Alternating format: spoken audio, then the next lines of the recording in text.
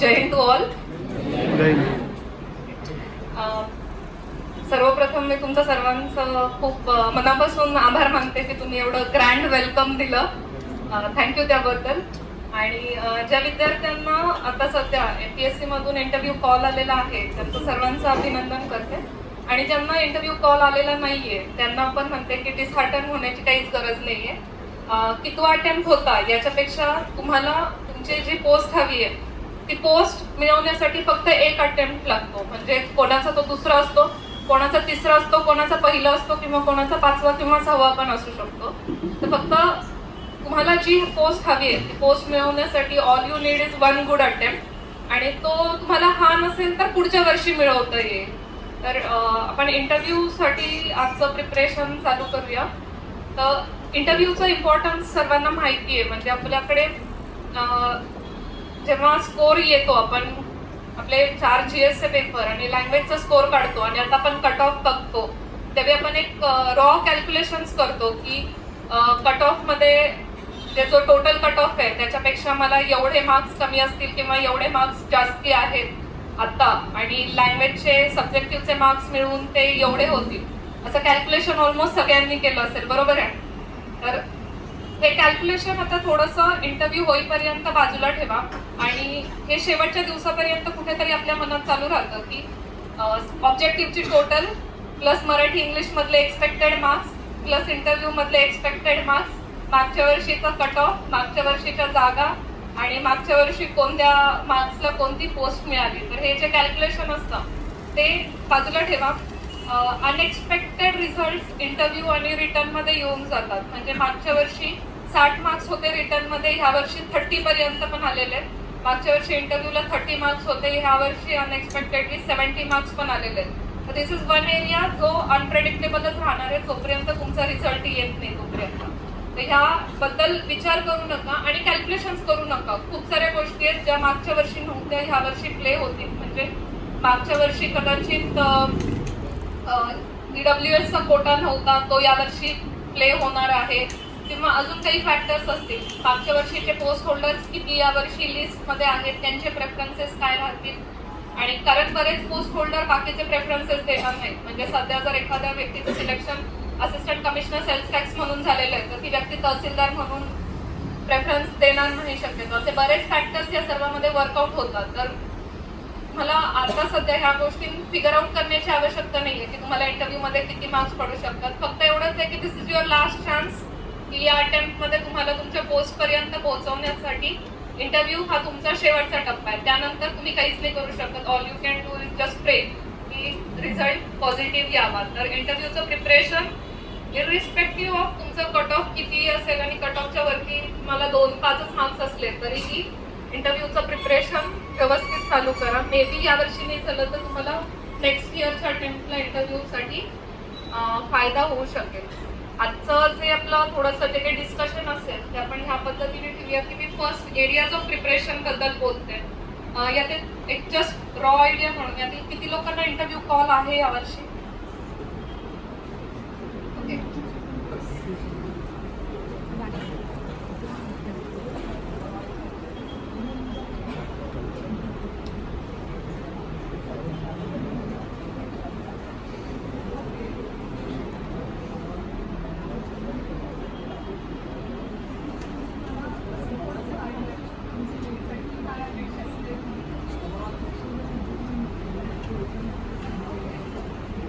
Okay, चला आपण थोडंसं मग इंटरव्ह्यूचं मी पुन्हा एकदा विचारते, अजून कोणाचा हात वर करायचं राहिलं होतं का इंटरव्ह्यू कॉलमध्ये? कारण माझ्या माहितीप्रमाणे ती तिथे माझ्या ऑफिसला आली होती, आमचं डिस्कशन झालं होतं इंटरव्ह्यू बद्दल. तर मग मी तुमच्या सर्वांसाठी बोलते. आपण थोडंसं टॉपिक चेंज करूया. म्हणजे असं होतं की माझ्या डोक्यात काही वेगळ्या गोष्टी होत्या, पण आपण आता थोडंसं वेगळं बोलूया. याच्यातील किती लोकांनी मागच्या वर्षी फर्स्ट टाइम प्रिलिम्स दिली किंवा ओके, यातले किती लोक असेल की जे यावेळी फर्स्ट टाइम प्रिलिम्स देणार आहेत? पुढच्या तर आपण सॉरी तिथे तुला थोडा डिसअपॉइंट करते, पण आपण प्रिलिम्स बद्दल बोलूया, ठीक आहे? म्हणजे तुम्हाला काय एक्सपेक्टेड आहे ते सांगा. प्रिलिम्स बद्दल, मेन्स बद्दल किंवा इंटरव्ह्यू बद्दल?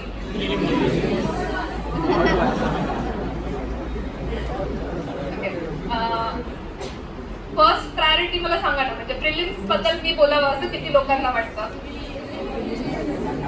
ओके ठीक आहे, पण प्रिलिम्सला प्रायोरिटी देऊया, कारण फर्स्ट स्टेपच सर्वात महत्वाची आहे. प्रिलिम्सची डेट किती आलेली आहे? 5 एप्रिल. फर्स्ट टाइमचे प्रिलिम्स देतात किंवा ज्यांनी मागच्या वर्षी प्रिलिम्स दिली होती परंतु क्लिअर झालेली नाहीये, अशा सर्व लोकांनी आता पूर्ण बाकीचं मेन्सचं प्रिपरेशन असेल किंवा बाकी कशाचंही तुम्ही प्रिपरेशन करत असाल तर ते साईडला ठेवून प्रिलिम्सचं प्रिपरेशन करणं आवश्यक आहे. ज्यांचं इंजिनिअरिंग बॅकग्राऊंड आहे त्यांना थोडंसं सीसॅट इझी जाऊ शकेल, पण ज्यांचं इंजिनिअरिंग बॅकग्राऊंड नाही असे किती लोक आहेत की ज्यांना सीसॅटची भीती वाटते? Okay, be honest. सीसॅटची भीती सर्वांनाच वाटते, तर मी पहिले सीसॅट बद्दल बोलते. सीसॅटचं ज्यावेळी तुम्ही प्रिपरेशन चालू करता तर ते प्रिपरेशन आत्तापासून करणं आवश्यक आहे. जरी तुमचं इंजिनिअरिंग बॅकग्राऊंड असेल आणि हा तुमचा पहिला किंवा दुसरा अटेम्प्ट असेल तर सीसॅटचं प्रिपरेशन आत्तापासून चालू करा. प्रिपरेशन करताना फायनल एक्झाम आपल्याला ज्या पद्धतीने द्यायची आहे त्या पद्धतीचा डोक्यात विचार ठेवा. एक रॉ सर्वांना माहिती आहे की 50 क्वेश्चन कॉम्प्रिहेन्शनचे येतात, 22 क्वेश्चन्स मॅथमॅटिकल टाईप येतात आणि 8 क्वेश्चन्स आहेत आपले ते ओपिनियन बेस्ड येतात. तर त्याचं प्रिपरेशन करताना पण या स्प्लिटमध्ये करा. सगळ्यात पहिले आपण कॉम्प्रिहेन्शन बद्दल बोलूया. कॉम्प्रिहेन्शन मध्ये शक्यतो आपण सर्व मराठीच प्रेफर करतो. सर्वात पहिले हे काम केलं पाहिजे की मागच्या वर्षीचा जो तुमचा आयोगाने घेतलेला सीसॅटचा पेपर होता तो पेपर आज किंवा उद्या आतापर्यंत जर तुम्ही सॉल्व्ह केला नसेल तर तो पेपर तुम्ही सॉल्व्ह केलेला असला पाहिजे आणि एक तुमचा फेअर अंदाज असला पाहिजे. की कधीच स्कोर काढताना असं टोटल स्कोर काढू नका की 80 मध्ये तुम्हाला किती क्वेश्चन जमले. त्याला सेग्रिगेट करा. 50 मध्ये तुम्ही किती अटेम्प्ट केले आणि किती बरोबर आले, 22 मध्ये किती अटेम्प्ट केले, किती बरोबर आले आणि मग नंतर 8 पैकी तुमचा स्कोर किती राहिलेला आहे. याने तुमचं फोकस प्रिपरेशन होईल. मागच्या 2 वर्षाचे पेपर्स विदाऊट एनी प्रिपरेशन या पॉइंटला तुम्ही सॉल्व्ह केले पाहिजे. त्यानंतर तुम्हाला अंदाज येईल की तुम्हाला किती प्रिपरेशनची आवश्यकता आहे आणि कोणत्या एरियामध्ये प्रिपरेशनची आवश्यकता आहे. आपण कॉम्प्रिहेन्शनसाठी वेगळे वेगळे बुक्स रेफर करतो. बुक्स मी काही सजेस्ट करत नाही, मला सर्वांना बुक्स माहितीच आहेत. त्याचं प्रिपरेशन करताना आपण कसं करतो की एक पॅराग्राफ देतो पुस्तकातला, तो सोडवतो आणि लगेच त्याचे आन्सर चेक करतो. बरोबर आहे का? असं प्रिपरेशन करतो का आपण? हे बरेच लोकांचं प्रिपरेशनची स्टाईल ही असते. माझ्या फर्स्ट अटेम्प्टला मी पण कदाचित हेच केलेलं आहे, त्यामुळे मी सांगते. आपल्याला एक्झाम डेचं प्रिपरेशन करायचं आहे. एक्झामच्या दिवशी साधारण तुम्हाला 60 ते 70 मिनिट मिळतात पूर्ण कॉम्प्रिहेन्शन अटेम्प्ट करण्यासाठी आणि तिथे तुम्हाला 10-12 पॅसेज ॲट अ स्ट्रेच वाचण्याची सवय असली पाहिजे आणि ती सवय आपण आपल्या प्रॅक्टिसमध्ये कधीच लावत नाही. We are always in so rush की आपले किती 5 क्वेश्चन सोडवले किंवा 10 क्वेश्चन सोडवले की किती बरोबर आले. ॲक्युरसी चेक करण्याच्या मागे आपण इतके पळतो की आपण आपली रेस अगेन्स्ट टाइम आहे हे विसरून जातो. तर ज्यावेळी तुम्ही आता प्रिपरेशन कराल तर एक रुटीन बनवा की तुम्ही कोणत्याही पेपरमधले किंवा बुकमधले जर पॅरेग्राफ सोडवत असाल तर 10 पॅरेग्राफ 60 मिनिट असा वेळ लावायचा. 50 क्वेश्चन झाल्यानंतरच ते तुम्ही 1 तास संपल्यानंतरच ते क्वेश्चन चेक करायचे. कारण एक पॅरेग्राफ सोडवणं, मग त्याचे आन्सर चेक करणं, मग दुसरा पॅरेग्राफ सोडवणं, ह्याच्यामध्ये तुम्हाला मेंटल रिलॅक्सेशनला थोडासा वेळ मिळतो जो तुम्हाला एक्झाममध्ये मिळणार नाही. एक्झाममध्ये एक्झामचं प्रेशर वेगळं असतं. तर 10 पॅरेग्राफ सलग वाचायची सवय असली पाहिजे. म्हणजे बरेच लोक असं करतात की 5-6 पॅरेग्राफ सलग वाचतात, त्याच्यानंतर ॲप्टिट्यूडचा पेपर सोडवतात आणि मग पुन्हा 5-6 पॅरेग्राफ करतात. जे काही तुम्ही तुमच्यासाठी कॉम्बिनेशन वर्क करणार असाल ते, पण इट्स ऑलवेज बेटर. तुम्हाला जर पेपरमध्ये 10 पॅरेग्राफ सलग वाचावे लागत असतील तर तुम्ही आता 12 पॅरेग्राफची सवय ठेवा, म्हणजे तुम्हाला त्या पद्धतीने करता येईल. दुसरी गोष्ट, टाईम ही खूप रिलेटिव्ह कॉन्सेप्ट आहे. तुम्ही तुमचा निवांत बसून तुम्ही 10 पॅरेग्राफ सोडवणार असाल तर 60 मिनिटात सोडवून होतील. क्लासच्या टेस्टमध्ये सोडवत असाल तर 65 मिनिटं लागतील आणि ज्यावेळी ते आयोगाची एक्झाम असते त्यावेळी 70 मिनिट, 75 मिनिट, 80 मिनिट पर्यंत पण लागू शकतो. त्यामुळे फायनल डेला जरी तुम्ही कॉम्प्रिहेन्शनला आता एक माइंडसेट केलं असेल की तुम्ही 70 मिनिटामध्ये कॉम्प्रिहेन्शन सॉल्व्ह करणार आहात किंवा 1/4 तासामध्ये कॉम्प्रिहेन्शन सॉल्व्ह करणार आहात, तरी आता जेव्हा सवय कराल, प्रॅक्टिस कराल पॅराग्राफची, त्यावेळी ती 60 मिनिटाचीच करा. कारण एक्झामच्या दिवशी एक्झामचा फॉर्म फिलअप करायचा असतो, सुपरवायझर मध्ये 5 वेळा येतात, याच्यावर साईन करा, हे नीट लिहिलं का असं बघायला. आणि खूप सारे फॅक्टर्स असतात. स्वतःचं प्रेशर वेगळं असतं, कारण सगळं करिअर आणि लाईफ त्या 2 आणि 2 तासाभोवती फिरत असतं आणि आपल्याला त्याची जाणीव असते. तर त्यामुळे रिलेटिव्ह प्रेशर जे त्या दिवशी बिल्ड होतं, त्याच्यासाठी आतापासूनच तुम्ही प्रिपरेशन करा. आणि आता आपण सीसॅटचा पेपर सोडवताना फक्त पेपर सोडवतो, पण बबल मार्किंगची प्रॅक्टिस करत नाही. बबल मार्किंगची प्रॅक्टिस म्हणजे ऍडिशनली 5 ते 7 मिनिट लागतात. त्याच्यात एखादा बबल जर वर खाली गेला तर मग ते अजून कॉम्प्लिकेट गोष्टी होऊन जातात, त्याचं प्रेशर वेगळं चढतं. तर कॉम्प्रिहेन्शनची प्रॅक्टिस करताना ही गोष्ट नक्की प्रॅक्टिस करा. दुसरी एक असतं की आपल्याला इंग्लिशचा जो एकच कंपल्सरी पॅरेग्राफ असतो, त्या पॅरेग्राफचं खूपच टेन्शन वाटतं आणि आपण तो पॅरेग्राफ शक्यतो अटेम्प्ट करत नाही. म्हणजे जे ज्यांचं ग्रॅज्युएशन मराठी मीडियम मधून झालेलं आहे ते लोक अवॉइड करतात. तर अवॉइड नका करू. तुम्ही जर 5 क्वेश्चन म्हणजे एक पॅराग्राफ जर पूर्णपणे सोडणार असाल पेपरमध्ये, तर तुम्ही तुमचे प्रिलिम्स क्लिअर करण्याचे चान्सेस फार कमी करून घेता. एक आतापासून टार्गेट ठेवा की कोणत्याही कंडिशनमध्ये तुमचे 13चे 13 पॅराग्राफ, 12-13 जे काही पॅराग्राफ्स असतील ते तुमचे वाचून झाले पाहिजे. मागच्या वर्षीच्या पेपरला किती पॅराग्राफ्स होते? 10. ओके, 10च्या 10 पॅराग्राफ्स तुमचे वाचून झाले पाहिजे. त्यानंतर एखादा असा पॅराग्राफ असतो की जो पॅराग्राफ खूप डिफिकल्ट असतो, त्याच्यावरचे क्वेश्चन्स टफ असतात. तर अशा वेळी तुम्ही ज्युडिशियसली डिसिजन घेऊ शकता. म्हणजे प्रत्येक वर्षीच्या पेपरमध्ये एक पॅराग्राफ असा राहतो की ज्याच्यामध्ये 4 क्वेश्चन जर दिलेले असतील किंवा 5 क्वेश्चन दिलेले असतील, तर तुम्ही व्यवस्थित फक्त एकच क्वेश्चन त्यामधला अटेम्प्ट करू शकता. बरोबर आहे? असं एक तरी पॅराग्राफ राहतो. एक तर सायन्सचं राहील किंवा सम फिलॉसॉफीचं असं एखादा तरी पॅराग्राफ राहतोच. तर हा डिसिजन तुम्ही घेऊ शकता. केव्हा? जर राहिलेले तुम्ही 9च्या 9 पॅराग्राफ वाचणार असाल आणि सोडवणार असाल. ऑलरेडी तुमच्या जर माइंडमध्ये असेल की 8 किंवा 9 पॅराग्राफ वाचायचे, तर तुम्ही वाचलेल्याच पॅराग्राफ मधला एक पॅराग्राफ ऑलरेडी सोडून आलेला आहात, तर मग तुमच्यावरती अटेम्प्टचं प्रेशर क्रिएट होतं. तर तुम्हाला ज्युडिशियसली डिसिजन घेता यावा की तुम्हाला कोणते क्वेश्चन सोडायचे आहेत. म्हणजे तुम्ही जर विचार केला तर 80 मधले 65 ते 70च्या दरम्यान तुम्ही अटेम्प्ट करता किंवा केला पाहिजे. जर तुम्ही सीसॅट मध्ये चांगला स्कोर एक्सपेक्ट करत असाल आणि जर तुम्ही ॲव्हरेज स्कोर एक्सपेक्ट करत असाल तर तो 60 पर्यंत अटेम्प्ट असला पाहिजे. ज्यावेळी एवढ्या अटेम्प्टचं प्रेशर असतं तुम्हाला, कॉम्प्रिहेन्शन मधले 4-5 क्वेश्चन असे असतात की जे त्या दिलेल्या टाइम फ्रेम मध्ये सॉल्व्ह करणं पॉसिबल होत नाही. तर तुम्हाला कॉम्प्रिहेन्शनच्या 50 क्वेश्चन मध्ये हार्डली 4 ते 5 क्वेश्चनची लिबर्टी मिळते की जे तुम्ही क्वेश्चन्स अनअटेम्प्टेड ठेवू शकता. तर आपण ह्याच्यापेक्षा जास्ती क्वेश्चन सोडतो अनअटेम्प्टेड. जास्ती क्वेश्चन सोडतो आपण. कशासाठी जास्ती क्वेश्चन अनअटेम्प्टेड सोडतो? कारण आपण पूर्ण पॅराग्राफ वाचत नाही.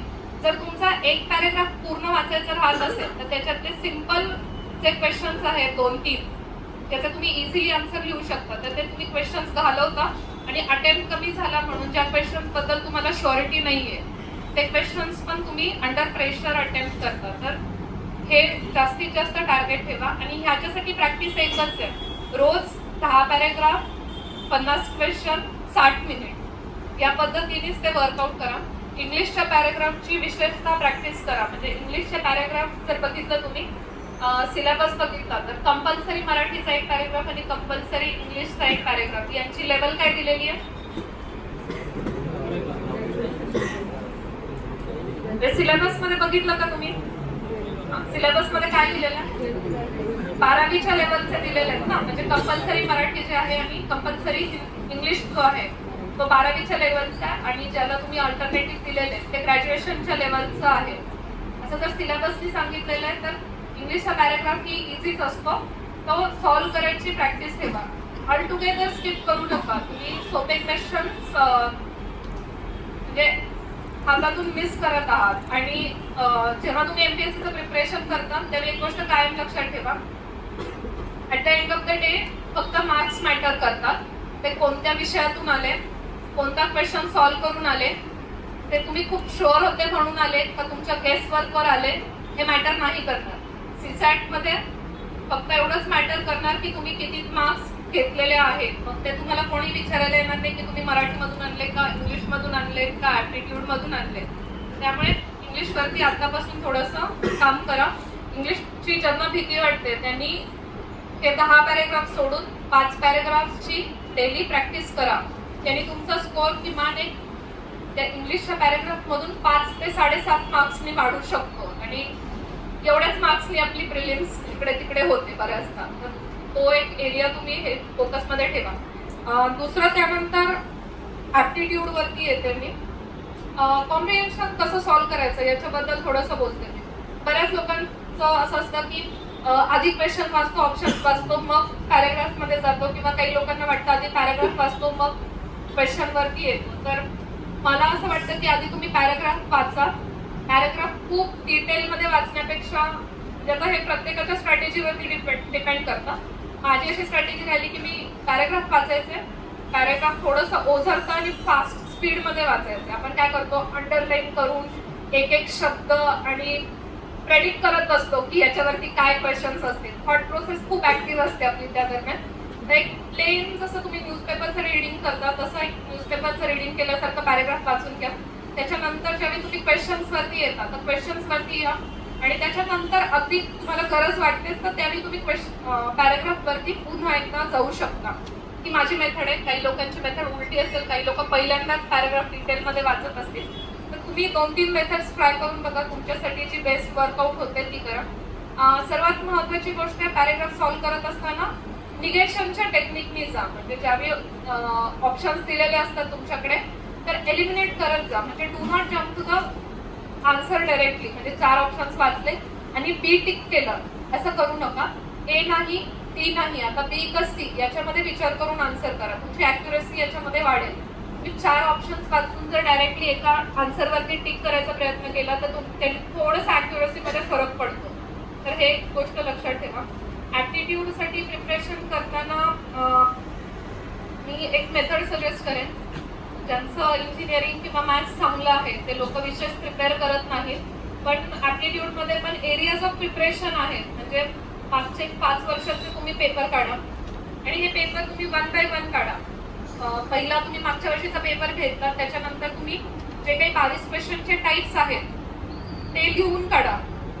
ह्या पद्धतीचं अनालिसिस आपण करत नाही. आपण ह्या पद्धतीच्या अनालिसिससाठी शक्यतो एक्सटर्नल सोर्सेसवरती, कोणत्या तरी बुकवरती किंवा कोणावरती तरी डिपेंडंट राहतो. तुमचं अनालिसिस हे पर्सनलाइज्ड अनालिसिसच असलं पाहिजे. त्याच्यासाठी लिहून काढा की या सिरीजमधला मिसिंग नंबर ओळखायचा आहे असा एक क्वेश्चन आहे. त्याच्यानंतर आकृतीवरचा एक प्रश्न आहे, पाण्यातील इमेजवरचा एक क्वेश्चन आहे, मिरर इमेजवरचा एक क्वेश्चन आहे. त्याच्यानंतर रेशो अँड प्रपोर्शन वरती एक नंबर आहे, ट्रेनचं स्पीडवरती एक क्वेश्चन आहे, रिलेशनशिप वरती एक क्वेश्चन आहे. असे 22 क्वेश्चनचे जे काही टाईप आहेत ते एनलिस्ट करा. ते केले तुम्ही एनलिस्ट 2019 साठी. त्यानंतर 2018चा पेपर करा, पुढे कॉलम करा आणि टिक करत चला.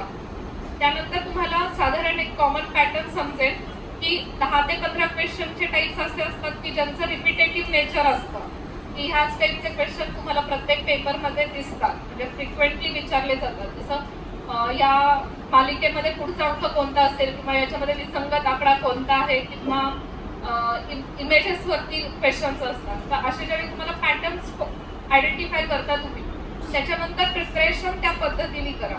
म्हणजे या तुमच्या अनालिसिसवरती बेस्ड ऑन तसं तुम्ही प्रिपरेशन केलं पाहिजे. प्रिपरेशनसाठी पुस्तक कोणतं वापरतं? आर.एस. अग्रवाल. आर.एस. अग्रवाल सोबत एक्झॅक्टली हा प्रॉब्लेम होतो की आर.एस. अग्रवाल हे एमपीएससीला कम्पॅटेबल पुस्तक बनवलेलं नाहीये. हे बँकिंग एक्झामला कम्पॅटेबल बनवलेलं आहे. आर.एस. अग्रवालमध्ये खूप सारे असे प्रॉब्लेम्सचे टाईप दिलेले आहेत की ज्या टाईपचे प्रॉब्लेम्स आजपर्यंत एमपीएससीने विचारलेले नाहीये. तर त्याच्यासाठी हे एमपीएससीचं पेपरचं अनालिसिस तुम्हाला कामात येईल आणि त्याच्यानंतर मग तुम्ही आर.एस. अग्रवाल यूज करा. दुसरी गोष्ट, आपण म्हणजे ॲप्टिट्यूडचे क्वेश्चन्स 2 पद्धतीने सॉर्ट आउट करू शकतो. एक आहेत व्हर्बल आणि एक आहेत नॉन व्हर्बल. याच्यामध्ये पण एक गोष्ट कायम लक्षात ठेवा, प्रत्येक क्वेश्चनला 2.5 मार्क्स आहेत. ते कोणत्याच क्वेश्चनला 5 मार्क्स नाही आहेत. भले तो क्वेश्चन मोठा असेल किंवा अवघड असेल, त्या क्वेश्चनला 5 मार्क्स नाही आहेत. प्रत्येक क्वेश्चन 2.5 मार्क्ससाठीच आहे. तर एमपीएससीचे एक टिपिकल स्टाईल आहे, म्हणजे ते क्वेश्चन देतात एक पॅटर्नचं की ABCDEFG या व्यक्ती आहेत, त्यांचे व्यवसाय 5-6 व्यवसाय दिले, ते 5-6 शहरांमध्ये राहतात. ए हे करतो पण तो या शहरामध्ये राहत नाही, बी ह्या शहरामध्ये राहतो पण तो हा व्यवसाय करत नाही, जो या शहरामध्ये राहतो तो हा आणि हा व्यवसाय करत नाही. आणि मग खाली एक क्वेश्चन विचारतात, म्हणजे is it worth giving your time. एक क्वेश्चन आहे. आपल्याला सर्वांना हा क्वेश्चन सोडवायला खूप चांगला वाटतो. प्रिपरेशन दरम्यान आपण ह्याचं प्रॅक्टिस पण केलेलं असतं की असं एबीसीडी असं चार्ट मांडायचा आणि मग ते सॉल्व्ह करायचं. पण हा क्वेश्चन किती मार्क्ससाठी आहे? 2.5 मार्क्ससाठी आहे. असं आहे का? युपीएससी मध्ये तसं नाही. युपीएससीचा तुम्ही सीसॅटचा पेपर बघितला तर ते काय करतील, असं जर त्यांनी एक पॅरेग्राफ दिला तर त्याच्यावर किमान 3 क्वेश्चन्स तरी विचारतील. 3 क्वेश्चन्ससाठी टाइम जस्टिफाय होतो की तुम्ही ते सर्व सॉल्व्ह करणार. 6-7 लोकांचे सिटीज आणि 6-7 लोकांचे ऑक्युपेशनच्या तुम्ही पेअर्स बनवणार. पण ज्यावेळी हा प्रश्न 2.5 मार्कासाठी आहे त्यावेळी तुम्हाला थोडंसं ज्युडिशियसली त्याच्यावरती यूज करावं लागतं. वेळ कसा द्यायचा याच्यावरती थोडंसं तुम्हाला विचार करावा लागतो. त्याच्यापेक्षा तुम्ही नॉन व्हर्बल क्वेश्चन्स बघा. पुढचा नंबर कोणता आहे, मिसिंग नंबर कोणता आहे, चुकीची डायग्राम कोणती आहे. हे क्वेश्चन पण तुम्हाला 2.5 मार्क्स देणार आहे आणि तुम्हाला व्हर्बल क्वेश्चन पण 2.5 मार्क्स देणार आहेत. तर शेवटी हे तुमच्या कॉम्पिटन्स म्हणजे तुमचं इंडिव्हिज्युअल म्हणून तुमचं काय अनालिसिस आहे आणि तुमची काय स्ट्रेंथ आहे याच्यावरती डिपेंड करतं. पण मी एक फक्त तुम्हाला आयडिया देते. नाही तर बऱ्याचदा काय होतं, आपण हा जो टिपिकल क्वेश्चन असतो हा टिपिकल क्वेश्चन अटेम्प्ट करायला घेतो. 5-6 मिनिट घातल्यानंतर आपल्या लक्षात येतं की वेळ खूप चाललेला आहे आणि आता आपण अशा कंडिशनला आलेलो असतो की आपल्याला वाटतं की नाही आता अजून ह्याला 2-3 मिनिट दिलं तर याचा आन्सर तर निघेल. पण जर हा क्वेश्चन इथे सोडून दिला तर घालवलेले 5-6 मिनिट पण वाया जातील. आणि हे प्रिसाईज कारण आहे, म्हणजे रॉंग सिलेक्शन ऑफ क्वेश्चन्स हे रिझन आहे की ज्याच्यामुळे सीसॅटचा स्कोर कमी येतो किंवा सीसॅट मध्ये अटेम्प्ट कमी होतो. हाच जर पेपर तुम्हाला दिला आणि 3 तास वेळ दिला आणि सोडवा म्हटलं तर आपल्याला 1 आणि 1 पासून त्याचा प्रॉब्लेम जो आहे तो सुटतो. पण तो 2 तासात बसवायचा आणि 2 तासामध्ये आपल्याला टॅलेंटने प्रूव्ह करायचंय की त्या एक्झाम हॉलमध्ये हा क्वेश्चन कोणीच नाही सोडवला पण मी सोडवला, भले त्याला अर्धा तास लागला. तर ही गोष्ट नाही आहे. तर त्यामुळे याकडे थोडंसं लक्ष द्या. आणि कोणता पण तुम्ही टेस्ट सिरीजचा पेपर सोडवाल किंवा आयोगाचा पेपर सोडवाल तर त्याच्यावरती तुम्ही थोडंसं लक्ष द्या की तुमचे कोणत्या टाईपचे क्वेश्चन सुटतात. बरोबर आहे? हे बघतो का आपण? अनालिसिस किती वेळ करतो?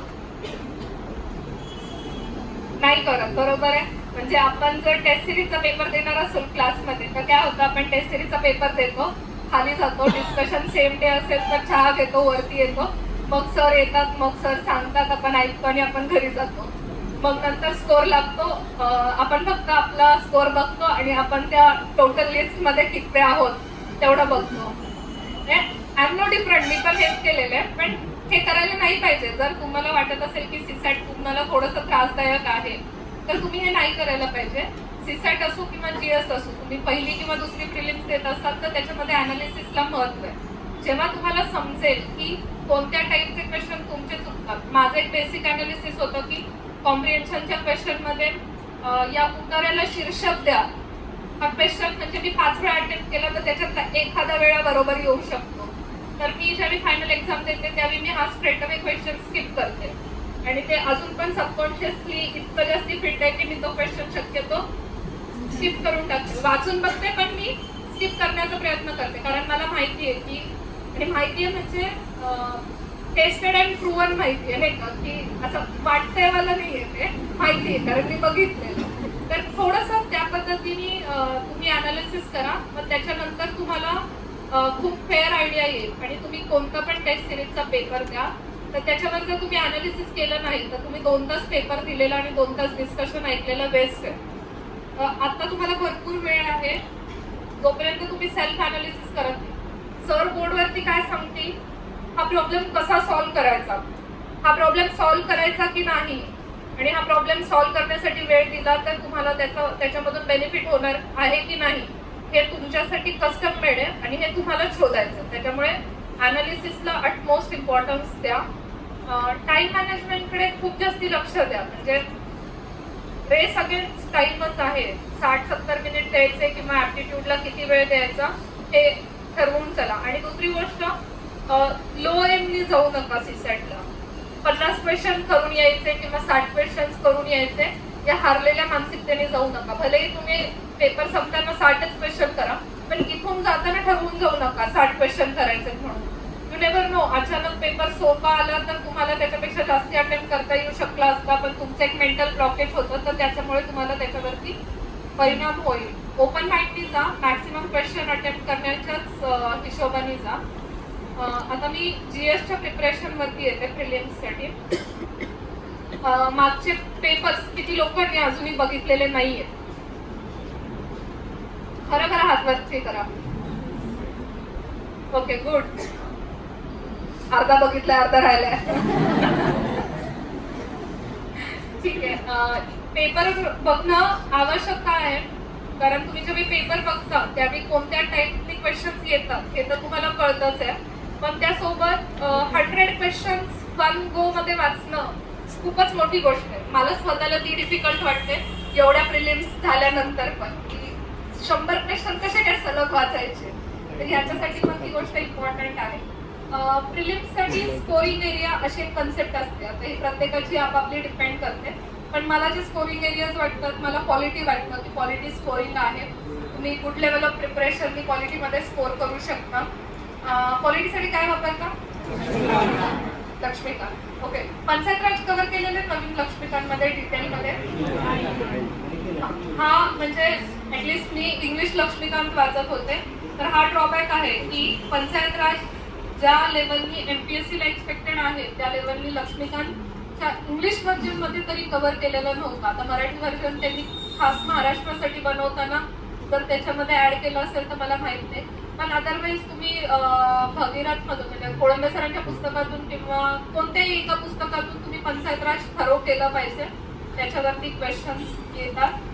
दुसरा मला असं वाटतं की जो स्कोरिंग एरिया आहे तो आहे करंट अफेअर्स. करंट अफेअर्स वरती किती लोक म्हणजे काय वापरता तुम्ही? परिक्रमा पण सफिशियंट होऊन जातं, पण अगेन त्याच्या प्रिपरेशनची पद्धत काय असते आपली? आता वाचतो का आपण मंथली वाचतो? मंथली वाचतो, बरोबर आहे. मंथली वाचल्यानंतर आता आपण समजा ऑक्टोबर किंवा त्या आधीच सप्टेंबरचं मॅगझिन कधी रिवाइज केलेलं होतं? आपण वाट बघणार आहे का फेब्रुवारी किंवा मार्चची? म्हणजे सप्टेंबरचं मॅगझिन किती लोकांनी रिवाइज केलेलं आहे? Okay, good. जून जुलैचं मॅगझिन किती लोकांनी रिवाइज केलंय? ओके. करंट अफेअर्सच्या प्रिपरेशनच्या बाबतीत ही गोष्ट 100% लक्षात ठेवा. परिक्रमाला पेजेस किती असतात? 100.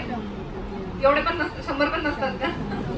ठीक आहे, चला. जे काही प्रिपरेशनचे म्हणजे जे काही पेजेस असतील, तुम्ही जर समजा जानेवारी महिन्यामध्ये आता डिसेंबरचा मॅगझिन आला, डिसेंबरचं जर तुम्ही मॅगझिन नव्याने वाचणार असाल तर तुम्ही मागच्या 2-3 महिन्याचे मॅगझिन्स हे एक दिवस काढून रिवाइज केले पाहिजे. कारण एमपीएससी करंट अफेअर्सचे क्वेश्चन्स फॅक्च्युअल विचारते. याच्यामध्ये कोणाला काही ऑब्जेक्शन आहे का? फॅक्च्युअलच क्वेश्चन राहतात ना. याची डेट ऑफ बर्थ ही होती 1939 मध्ये, म्हणजे जर एखाद्या व्यक्तीबाबत विचारत असतील तर 1939 मध्ये त्यांचा जन्म या गावामध्ये झाला होता. 1975 मध्ये त्यांना या पुरस्काराने सन्मानित करण्यात आले होते. त्यानंतर त्यांनी ह्या वर्षी हे पुस्तक लिहिले, त्यांना ह्या वर्षी ह्या शासनाने हा गौरव दिला, बरोबर आहे. ह्याच टाईपचे क्वेश्चन राहतात. आणि त्यानंतर तुम्हाला एक तर चुकीचं स्टेटमेंट ओळखायचं असेल, हे तुम्ही पुस्तक हे जर समजा सप्टेंबरच्या करंट अफेअर्स मध्ये जर हा क्वेश्चन या व्यक्तीला कव्हर केलेला असेल तर तुम्ही सप्टेंबरमध्ये एकदा वाचता आणि त्यानंतर प्रिलिम्सच्या आधी मार्च मध्ये वगैरे एकदा वाचता आणि एप्रिलमध्ये पेपरच्या आधी एकदा वाचता. यांनी आपल्या मेमरीवरती आपल्याला इतका विश्वास आहे का की 2-3 वेळा वाचून आपण ते. आणि इथे एक्झॅक्टली चूक होते. त्या व्यक्तीचं नाव तुम्ही वाचलेलं आहे आधी, त्या व्यक्तीचं नाव तुम्हाला माहिती आहे आणि आता तुम्ही आहेत ना त्या डिलेमामध्ये आहात. तुम्हाला वाटतंय की बस मला हे माहिती आहे, तुम्ही अटेम्प्ट करण्याचा प्रयत्न करणारच नाही का, तो क्वेश्चन सोडणार नाही आणि मग तिथे तुमच्याकडून चुका होतात. त्यामुळे करंट अफेअर्स बाबत आता अजूनही वेळ गेलेली नाहीये. प्रत्येक आठवड्यामध्ये मागच्या एका महिन्याचं मॅगझिन रिवाइज करण्याची हॅबिट लावा आणि ती इथून पुढे कायम तुमच्यामध्ये ठेवा की जोपर्यंत तुम्ही स्पर्धा परीक्षांचा अभ्यास देतात करताय तोपर्यंत ज्यावेळी नवीन मॅगझिन येतं त्यावेळी त्या मॅगझिन सोबतच एक मॅगझिन प्रत्येक आठवड्याला जुनं मॅगझिन काढून ते रिवाईज केलं गेलं पाहिजे. कारण तुम्ही बघाल तर आपण एप्रिलमध्ये प्रिलिम्स असेल तर साधारण आपण काही नाही तरी 10 महिन्याचं करंट अफेअर्स तरी करतो, बरोबर आहे? तर त्याच्यापेक्षा कमी करतो.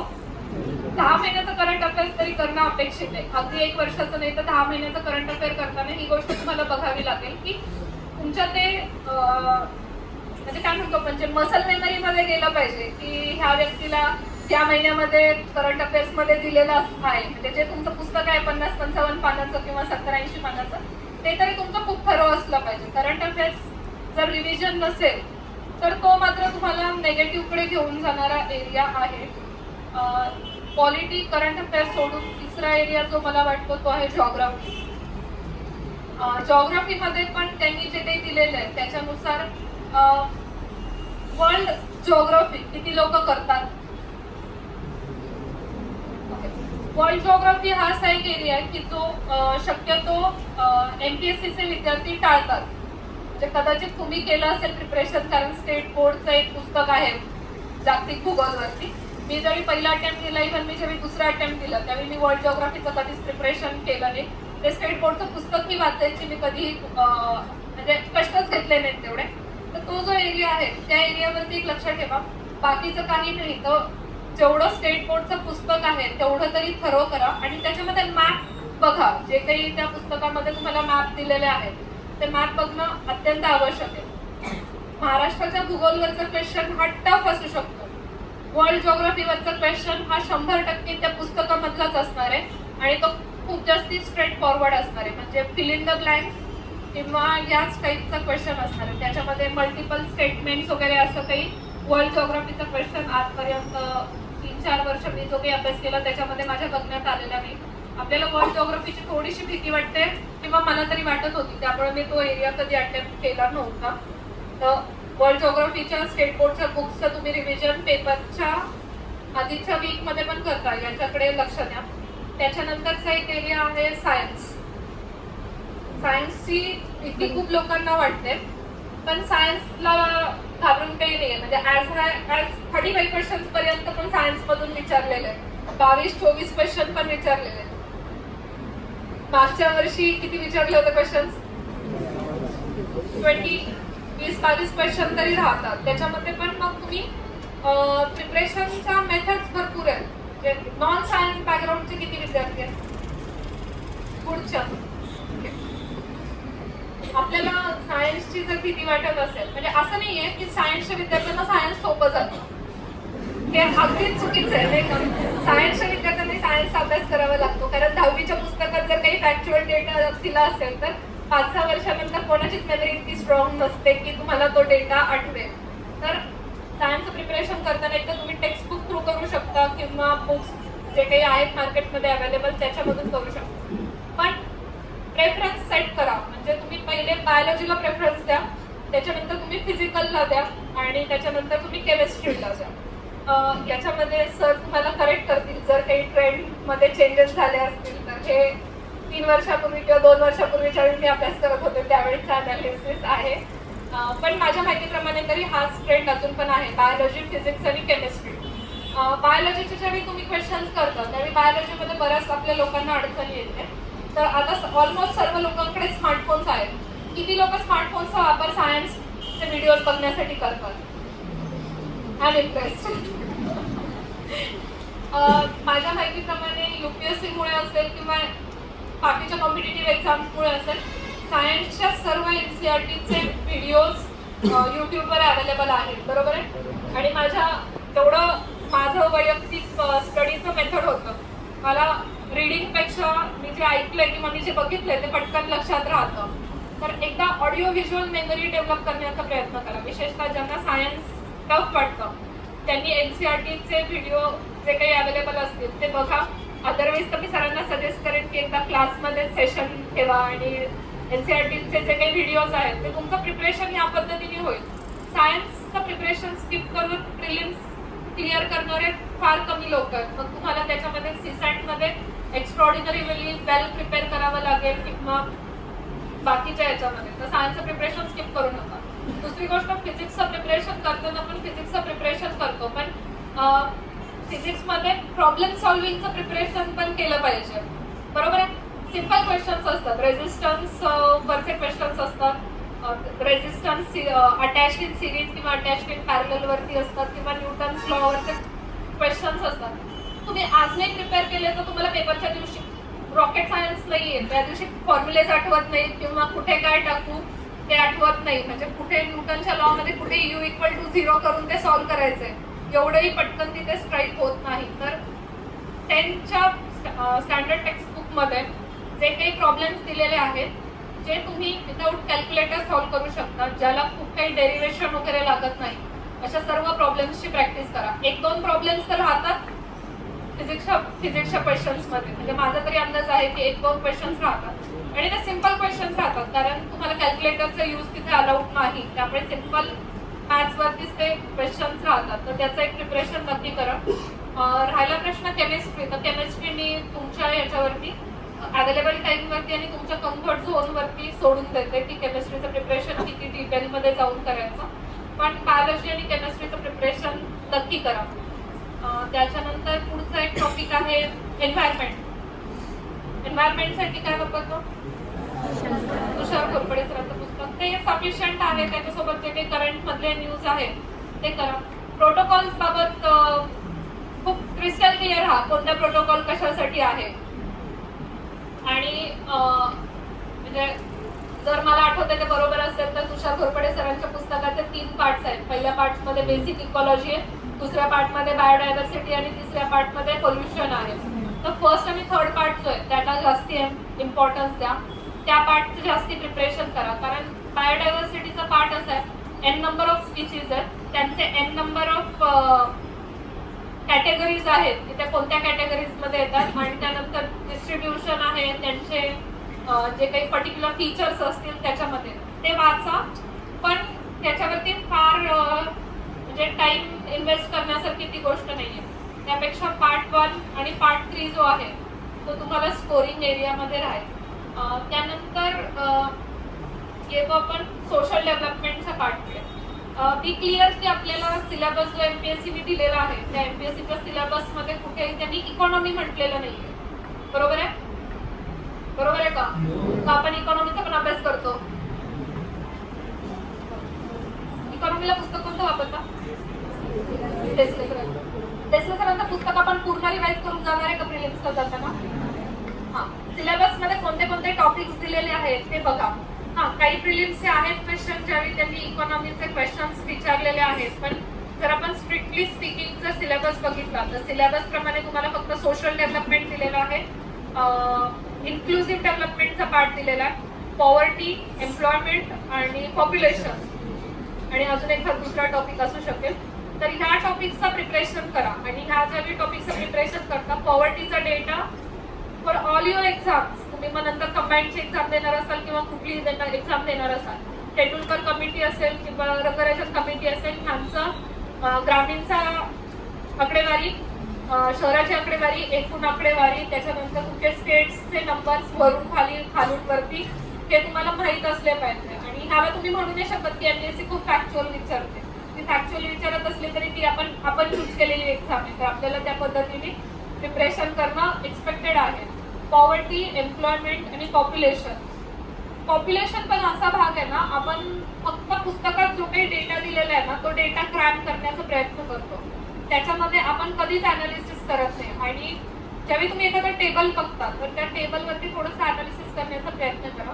ते काय विचारतात की या एका राज्याची जी काही एकूण लोकसंख्येची टक्केवारी आहे, या राज्याची टक्केवारी आणि या राज्याची टक्केवारी सेम आहे, किंवा या राज्याची टक्केवारी या राज्याच्या निम्मी आहे, असं आपण टेबल बघताना कधी अभ्यास करतो का? हे ना कधी होईल ज्यावेळी तुम्ही क्वेश्चन्स बघाल त्यावेळी होईल की तुम्हाला समजेल नेमकं. म्हणजे मेन्सला जर तुम्ही बघाल तर मेन्सला क्वेश्चन कसे विचारतात की लोकसभेमध्ये महाराष्ट्राला एवढे सीट्स दिलेले आहेत, हे आपल्याला सर्वांना माहीत असतं, पण ते क्वेश्चन तसं नाही विचारत. UPच्या तुलनेमध्ये महाराष्ट्राचे एवढे सीट्स आहेत किंवा युपीच्या तुलनेमध्ये ह्या राज्याचे सीट्स जे आहेत ते अर्धे आहेत, हे असं काहीतरी क्वेश्चन्स विचारतात. त्यामुळे आपण जेव्हा टेबल्स पाहतो आणि विशेषतः पॉप्युलेशन रिलेटेड डेटा पाहतो त्यावेळी थोडंसं या पद्धतीने प्रिपरेशन करा. जुने क्वेश्चन्स बघितले तर तुम्हाला बेटर आयडिया येईल त्याच्यामधून. जे काही इंडायसेस आहेत ते इंडायसेस ते फॅक्च्युअल फिगर्स आणि त्यानंतर त्यांचा जो काही सिक्वेन्स आहे तो सिक्वेन्स बद्दल पण क्लिअर करा. शेवटी एकाच टॉपिक बद्दल पर्सनल ओपिनियन देते. हिस्ट्री बद्दल. हिस्ट्री मला विशेषतः आवडत नाही, तुम्हाला आवडत असू शकतो. मी फक्त तेवढ्याच बेसिक गोष्टी सांगते ज्या तुम्ही करायला पाहिजे. मी जे कोणते बेसिक पुस्तक वापरत असाल ते सोडून 11वीचं स्टेट बोर्डचं इतिहासचं पुस्तक तुम्ही कंपल्सरी करायला पाहिजे. आणि त्यानंतर बऱ्याच लोकांना एन्शंट आणि मिडिएवल बद्दल काय करायचं हा डाऊट असतो, तर मी त्यांना सांगेन की बेसिक तुम्ही ॲटलिस्ट स्टेट बोर्डच्या बुक्समध्ये जे काही एन्शंट आणि मिडिएवल कव्हर केलेलं आहे तेवढं तरी कव्हर करा. माझ्या पहिल्या दुसऱ्या तिसऱ्याही प्रिलिम्स वेळी मी केलेलं नव्हतं, पण हे करायला पाहिजे. कारण जर सिम्पल क्वेश्चन्स आले तर ते त्या क्वेश्चन्समधून तुमचे आन्सर्स निघतील. या वर जाऊन जर तुम्हाला लुसंट वाचायचं असेल किंवा अजून कोणतंही पुस्तक वाचायचं असेल तर ते तुमचं कम्फर्ट झोन, तुमचं टाईम अवेलेबिलिटी आणि तुमचं अनालिसिस इनपुट आउटपुट रेशिओ बद्दलचं, तर त्याच्यावरती तुम्ही डिपेंडंट ठेवा. शक्यतो हिस्ट्रीचं इनपुट आउटपुट रेशिओ एवढा चांगला नाहीये, म्हणजे तुम्हाला खूप पुस्तकं वाचल्यानंतर त्याच्यातून येईल की नाही ह्याची गॅरंटी नसते, तर त्याच्यावरती थोडंसं ज्युडिशियसली माइंड अप्लाय करा. आता बोलते मी फक्त पेपर सॉल्विंग टेक्निक बद्दल बोलते. पेपर आपण कसं सॉल्व करतो त्याच्यावरती खूप जास्त डिपेंड करेल की आपलं ॲक्युरसी काय राहते. 100 क्वेश्चन सॉल्व करायची प्रॅक्टिस तर ती तुम्ही करतच असाल. पेपर तुम्ही टेस्ट सिरीजचा सॉल्व करा किंवा फायनल पेपर तुम्ही सॉल्व करा.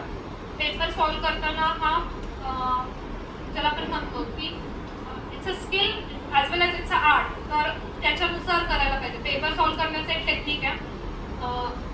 तर मी काय करायचं की 100 क्वेश्चन्स आहेत, 2 तास वेळ आहे. इट इज डिफरंट फ्रॉम कंबाईंडला तुम्हाला 1 तास वेळ आहे, तर तिकडे टेक्निक बदलतं. हे फक्त मी तुम्हाला राज्यसेवेसाठी सांगते.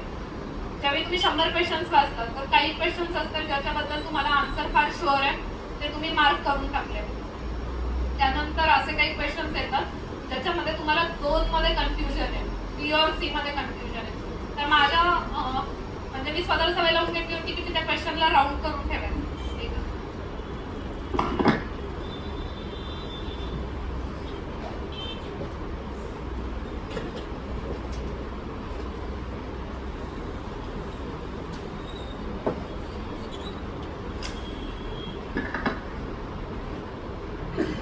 ज्याच्यामध्ये मला 2 मध्ये कन्फ्युजन आहे 2 ऑप्शन मध्ये, तर त्या क्वेश्चन्सला मी राऊंड करून ठेवायचे.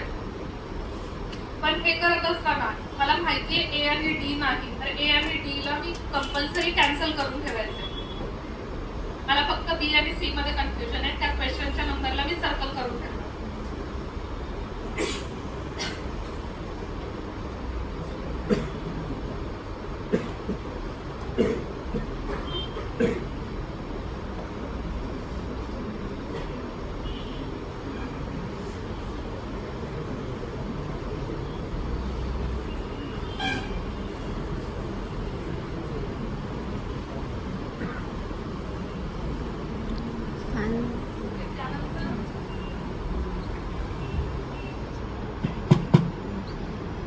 त्यानंतर म्हणजे हे क्लिअर केलं की आपण 2 मध्ये ज्याच्यामध्ये कन्फ्युजन आहे त्या क्वेश्चन नंबरला पण राऊंड केला.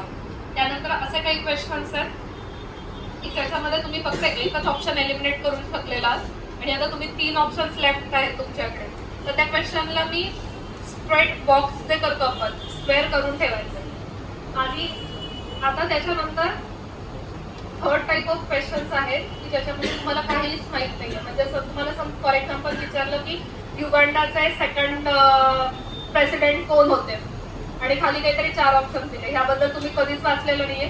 दिस question was never in news. तुम्हाला या क्वेश्चन बद्दल काहीच ॲब्सोल्युटली माहीत नाहीये. तर अशा क्वेश्चन्स बाबत तुम्ही काय करता, तर ह्या क्वेश्चन्सला मी स्ट्रेट अवे कॅन्सलचं मार्क करून ठेवायचे. एक कायम लक्षात ठेवा, do not venture into questions which you don't know anything. की ज्या क्वेश्चन बद्दल तुम्हाला काहीच माहीत नाही त्या क्वेश्चनला शक्यतो हात लावायचा नाही. तुमचं क्वेश्चन नंबर 1 पासून तुमचं क्वेश्चन नंबर 100 पर्यंत पूर्ण पेपर ह्या पद्धतीने तुमचा मार्क केलेला असला पाहिजे. Make it a habit. जिथे 2 माहिती आहेत, 2 मध्ये तुम्हाला गेस करायचं आहे, तिथे 2 ऑप्शन तुम्ही एलिमिनेट केले आणि त्याच्यानंतर तुम्ही सर्कल केलं. ज्याच्यामध्ये तुम्हाला एकच ऑप्शन एलिमिनेट झालेलं आहे तिथे तुम्ही स्क्वेअर करून ठेवलं. आणि ज्या क्वेश्चन मध्ये तुम्हाला काहीच माहित नाही, ऑप्शन्सही माहित नाही, आन्सर्सही माहित नाही, त्या क्वेश्चन मध्ये तुम्ही कॅन्सलचं मार्क करून ठेवलं. तुम्ही ही जी पद्धत आहे की राईट फ्रॉम क्वेश्चन 1 चालू केली पाहिजे, की या पद्धतीने पेपर सोडवला पाहिजे. तर तुम्ही ह्या पद्धतीने क्वेश्चन नंबर 1 to 100 कव्हर केले, तर त्याच्यानंतर तुम्ही 1-2 मिनिट पॉज घेऊन बेसिकली बघितलं पाहिजे की मी लिहून ठेवायचे की सर्कलवाले क्वेश्चन्स माझ्याकडे किती आहेत. समजा सर्कलवाले क्वेश्चन्स माझ्याकडे 30 आहेत, त्याच्यानंतर स्क्वेअरवाले क्वेश्चन माझ्याकडे 15 आहेत आणि जे मी कॅन्सल करून ठेवलेले आहेत ते क्वेश्चन समजा 5 वगैरे क्वेश्चन्स माझ्याकडे असे शिल्लक आहेत. तर आता मी ठरवते जेव्हा मी सेकंड राऊंडसाठी जाते तेव्हा सेकंड राऊंडसाठी जाताना मी पहिले सर्कलवाले क्वेश्चन्स अटेम्प्ट करते. प्रत्येक पेपरवर प्रत्येक पेजवर जाणार आणि ज्या पेजवरती मी क्वेश्चनला सर्कल केलेलं आहे ते क्वेश्चन मी अटेम्प्ट करणार. त्याच्यानंतर मी कोणत्या क्वेश्चनला प्रायोरिटी देणार, ज्या क्वेश्चनला मी स्क्वेअर करून ठेवलं होतं. 100% आपल्या डोक्यामध्ये ठेवा की ज्या क्वेश्चनला तुम्ही कॅन्सल केलेलं आहे त्या क्वेश्चनला तुम्ही हात लावणार नाही. एमपीएससीच्या पेपरमध्ये अचानक आपल्याला एक हे येतं, मला वाटतंय बरोबर आहे का, सर्वांना होतं. म्हणजे मी माझा अनुभव सांगते. मी म्हणजे लिटरेचर मी फार शक्यतो वाचते किंवा मी असं म्हणणार नाही की मला लिटरेचर वाचायचं खूप आवड आहे वगैरे. पुस्तकं आणि त्यांचे साहित्य ह्यांच्या जोड्या लावायचा माझा कधी विषय आला नाही. कोणत्या एक क्वेश्चन होता माझ्या पहिल्या प्रिलिम्समध्ये, साहित्यिक दिले होते आणि त्यांना साहित्यासाठी अवॉर्ड कधी मिळाला त्याचे इयर्स दिले होते आणि जोड्या लावायच्या होत्या त्याच्यामध्ये. मला माहित नाही तो क्वेश्चन मी का अटेम्प्ट केला, पण मी तो क्वेश्चन अटेम्प्ट केला बरं का. आणि असंच मला वाटतंय म्हणून तर इट मेक्स नो सेन्स. क्वेश्चनचं सिलेक्शन हे खूप इम्पॉर्टंट आहे. या पद्धतीने जर तुम्ही क्वेश्चन हे केले तर तुमचं ॲक्युरेसी जी आहे ती खूप जास्ती वाढेल. आणि दुसरी एक गोष्ट आपण काय करतो, आपल्याला आपण जेव्हा जीएसच्या पेपरला जातो तेव्हा आपल्याला असतं की आपल्याला खूप चांगला परफॉर्म करायचा आहे, बरोबर आहे. त्यामुळे सुरुवातीचे 25-30 क्वेश्चन्स असतात. 25-30 क्वेश्चन मध्ये आपण काय करतो, ज्याच्यामध्ये तुम्हाला आन्सरही माहित आहे ते क्वेश्चन आपण टिक नाही करत, नाही का. थोडंसं कन्फ्युजन वाटतंय, ह्याला परत एकदा विचार करतो, असं करून आपण ठेवून देतो. पुढे पुढे पुढे पुढे जातो आणि जसं आपण 70-80व्या क्वेश्चन पर्यंत येतो आपल्याला एक बेसिक रिअलायझेशन आलेलं असते की आपला अटेम्प्ट फार कमी झालेला आहे. आणि त्या अटेम्प्ट मध्ये आपण काय करतो, 80 ते 100 चा जो टप्पा आहे त्या टप्प्यामध्ये ऑलमोस्ट सगळे क्वेश्चन अटेम्प्ट करण्याचा प्रयत्न करतो. तुम्हाला ते येत असो किंवा तुम्हाला ते येत नसो, तुम्ही ते सगळे क्वेश्चन अटेम्प्ट करण्याचा प्रयत्न करणार. कारण नॉर्मल आहे, ह्युमन टेंडन्सी, अटेम्प्टचं प्रेशर ऑटोमॅटिकली बिल्ड होतं. तर त्याच्यासाठी पेपर तुम्ही व्यवस्थित क्वेश्चन्सला सेग्रिगेट करणं इम्पॉर्टंट आहे. म्हणून क्वेश्चन नंबर 1 पासूनच ती मेथड करा. जो क्वेश्चन तुम्हाला माहिती आहे तो तुम्ही टिक करणार, जो माहित नाहीये त्याला योग्य पद्धतीने क्लासिफाय करणार आणि डिस्ट्रेस अटेम्प्ट करणार नाही. 100 पर्यंत येईपर्यंत पण तुम्ही वाट बघणार की ह्याच मेथडनी मी पूर्ण पेपर सॉल्व्ह करणार. तुम्ही जो तुमचा कोणता लास्ट पेपर असेल, कंबाईंडचा असेल किंवा जीएसचा असेल, मागच्या वर्षीच्या प्रिलिम्सचा, किंवा तुम्ही क्लासमध्ये देत असाल तो पेपर, त्या पेपरमध्ये एक नक्की अनालिसिस करत चला. 25-25चे स्लॉट बनवायचे किंवा 20-20चे 5 स्लॉट बनवायचे आणि अटेम्प्ट लिहायचं. पहिल्या 25 मधले किती क्वेश्चन अटेम्प्ट केले, दुसऱ्या 25 मधले किती केले, तिसऱ्या 25 मधले किती केले आणि चौथ्या 25 मधले किती केले. एमपीएससीने 4 सेट दिलेले असतात. शेवटचे 25 क्वेश्चन 4ही सेटमध्ये वेगळे वेगळे असतात. तरी तुम्हाला एक कॉमन लक्षात येईल की शेवटच्या 25 क्वेश्चन मधलेच क्वेश्चन जास्ती अटेम्प्ट असतात, बरोबर आहे. ते कशामुळे होतं, आपण पेपर व्यवस्थित सॉल्व्ह नाही करत. पेपर सॉल्व्ह करण्याचं जे टेक्निक असतं ना ते आपण टेक्निकवरती कधी काम नाही करत. ते डिस्ट्रेस अटेम्प्ट अवॉइड करण्यासाठी हे नक्की करा. दुसरी गोष्ट, तुम्ही पेपर जेव्हा सॉल्व्ह करता तेव्हा एक असतं की अटेम्प्ट किती ठेवला पाहिजे, ओके, पेपरवर डिपेंड आहे. अजून 80+. ओके, अजून मागे मुलं पण बोलू शकतात. 75. किती? 75. ओके. मी पहिली प्रिलिम्स दिली होती. माझं जीएसचा अटेम्प्ट होता 27 क्वेश्चन्स. तो पेपरही मी प्रिलिम्स क्लिअर केला होता आणि त्यावेळी माझ्याकडे नॉन क्रिमिनल सर्टिफिकेट होतं, तर मी तरी तो कट ऑफ माझा प्रिलिम्सचा जनरलच्या कट ऑफ मधून क्लिअर झाला होता. कारण सीसेट ठीक आहे, सीसेट चांगलं होतं, पण जीएसचे 27 क्वेश्चन्स अटेम्प्ट केले होते. सेकंड टाइम ज्यावेळी मी प्रिलिम्स दिली होती त्यावेळी तो 64 पर्यंत अटेम्प्ट केलेला होता. थर्ड टाइम ज्यावेळी दिली तरी बराच कॉन्फिडन्स आलेला असतो आणि त्यावेळी रिअलायझेशन पण आलेलं असतं की 27 क्वेश्चन्स अटेम्प्ट करणं पेपरला बरोबर नाही. तर मग तो अटेम्प्ट केला होता, म्हणजे 90 पर्यंत गेला होता. आणि आता ज्यावेळी युपीएससीचा पेपर देतो तर त्यावेळी पण 92 पर्यंत अटेम्प्ट जातो.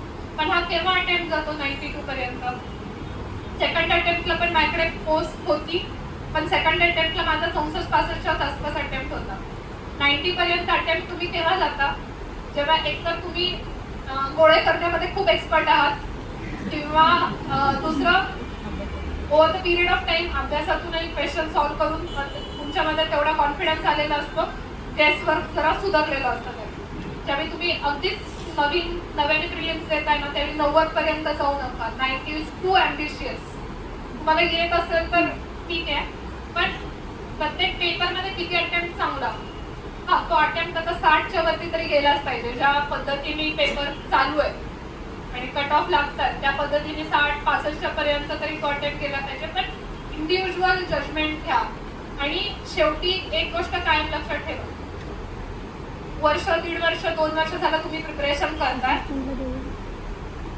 कॅन्सल केलेले क्वेश्चन म्हणजे जर जे क्वेश्चन तुम्हाला अगदीच माहीत नाही असे क्वेश्चन जर तुमच्याकडे समजा 40 आले तुमच्या पेपरमध्ये, तर ट्रस्ट युअर प्रिपरेशन. एवढंही खरं प्रिपरेशन केलेलं नाहीये की तुम्हाला एक त्याला 40 क्वेश्चन माहित नाहीये. त्या अख्ख्या महाराष्ट्रामध्ये कोणाला 30 माहित असतील, पण मॅक्सिमम लोकांना 40 प्रश्न माहीत नसणार आहे. त्यावेळी उगाच ॲडव्हेंचर करू नका की मी 70 किंवा 75 क्वेश्चन सॉल्व्ह केले पाहिजे.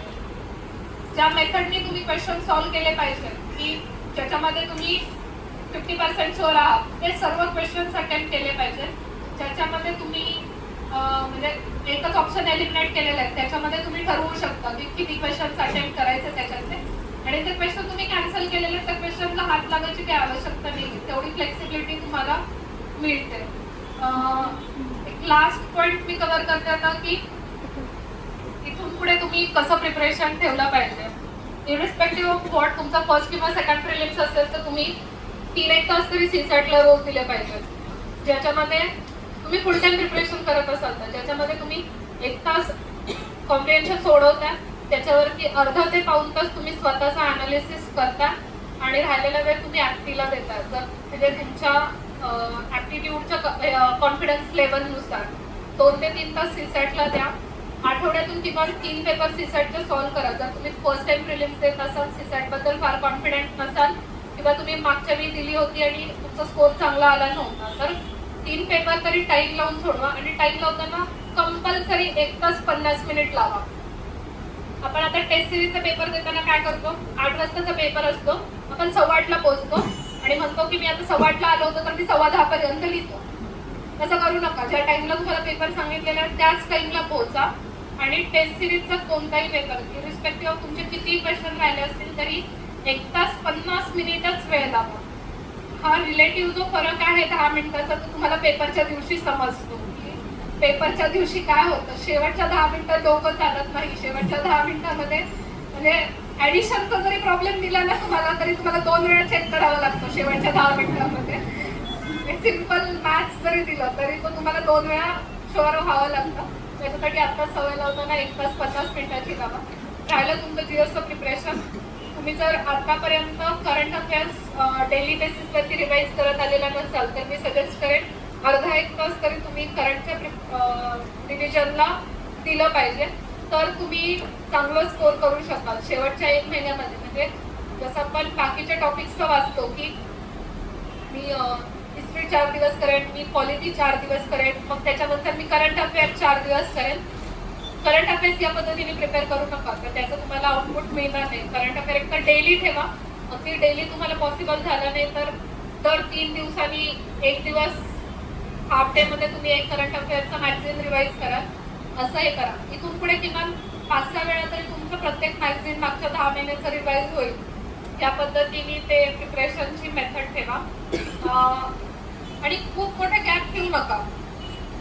दिस is the time to consolidate the preparation. म्हणजे मी एक आठवडा हिस्ट्री करतो, एक आठवडा पॉलिटी करतो, एक आठवडा जॉग्राफी करतो आणि असे 6-7 विषय झाल्यानंतर मी पुन्हा एक आठवड्याने हिस्ट्रीवरती येतो. तर ते तोपर्यंत खूप तुम्हाला टाइम गॅप पडलेला असतो. छोटे छोटे ड्युरेशन्स मध्ये प्रिपरेशन कॉम्पॅक्ट बसला. ते तुमचे स्कोरिंग एरियाज आहेत. चहावरती डिस्कस करा. पॉलिटिकल आर्टिकल्स असतील किंवा बाकी काही छोट्या मोठ्या गोष्टी असतील. समाज सुधारक असतील. समाज सुधारक हे खूप फॅक्च्युअल विचारले जातात. तर समाज सुधारकांची एक PDF जी काही तुम्ही रेफर करत असाल तर त्याची एक PDF तुमच्या फोनमध्ये कायम असली पाहिजे. चहावरती गेला, रिकाम्या वेळात आहात, ट्रॅव्हल करत आहात तर ती गोष्ट तुम्ही समाज सुधारक फोनवरती वाचले पाहिजे. त्याचा अर्थ असा नाहीये की रोड क्रॉस करताना पण तुम्ही गेला नाही, पण मॅक्सिमम यूज करा. आर्टिकल्स पण रिव्हिजन मध्ये ठेवा. काही गोष्टी आहेत ज्याला मल्टिपल रिव्हिजन्स लागतात. तुम्ही जर एक पाठी नसाल तर, मी एक पाठी नाहीये त्यामुळे मला माहिती काही गोष्टींना मल्टिपल रिव्हिजन्स लागतात. तर त्या मल्टिपल रिव्हिजन्सच्या दृष्टीने तुमचं हे करा. आणि सगळ्यात महत्त्वाचं असं काहीच नसतं की पहिल्यांदा प्रिलिम्स क्लिअर होत नाही किंवा मागची प्रिलिम्स क्लिअर झाली नव्हती तर ती यावर्षी होणार नाही. कॉन्फिडंट राहा. प्रिलिम्स सगळ्यांची क्लिअर होईल. तुमचे काही डाऊट्स असतील तर मी घेते, अदरवाईज आता थांबूया. तुम्हाला अजून काही बोला.